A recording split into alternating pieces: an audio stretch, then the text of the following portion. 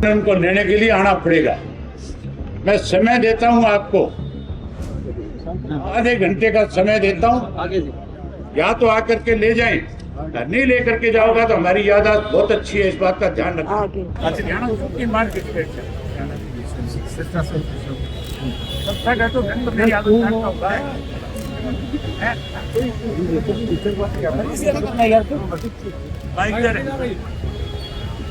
आपके माइक को रास्ता से करो सारी जनता को कि मैं मेंबर में जो आपका गवर्नर तक पहुंचाऊंगा।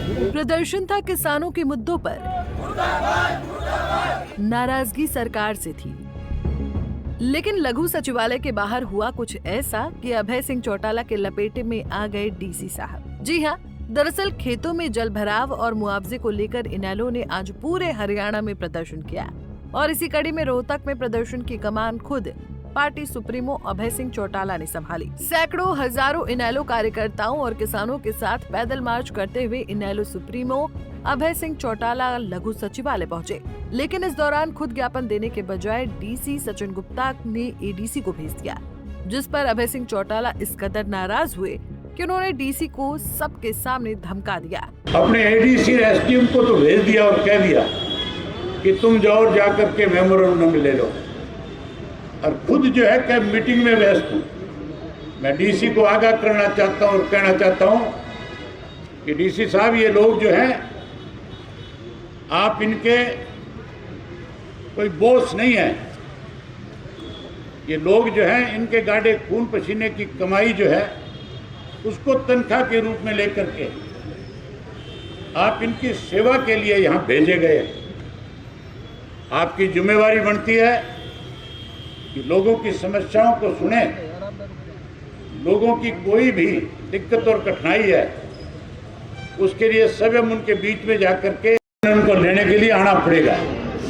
मैं समय देता हूं आपको, आधे घंटे का समय देता हूं, या तो आकर के ले जाएं, नहीं लेकर के जाओगा तो हमारी याददाश्त बहुत अच्छी है, इस बात का ध्यान रखें। लघु सचिवालय के बाहर प्रदर्शनकारियों के बीच जब अभय चौटाला ने डीसी को आधे घंटे के अंदर आने का अल्टीमेटम दिया तो डीसी साहब मीटिंग छोड़कर अभय चौटाला के सामने पहुंच गए, लेकिन तब तक अभय का गुस्सा 7वें आसमान पर पहुंच गया था, जिसके चलते अभय चौटाला ने डीसी सचिन गुप्ता को सबके सामने भी खूब धमकाया।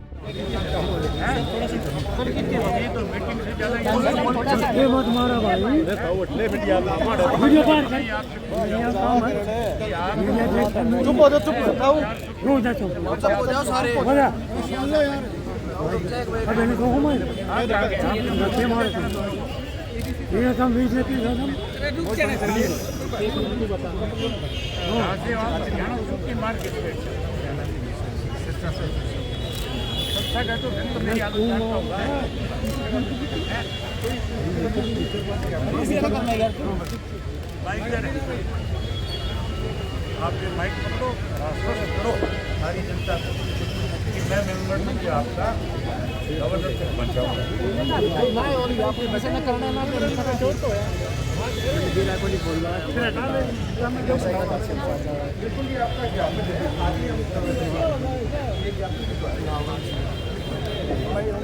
डीसी को धमकाने के बाद अभय सिंह चौटाला ने पत्रकारों से बातचीत की और इस दौरान अभय चौटाला ने हरियाणा की नायब सैनी सरकार को भी 1 हफ्ते का अल्टीमेटम दे दिया।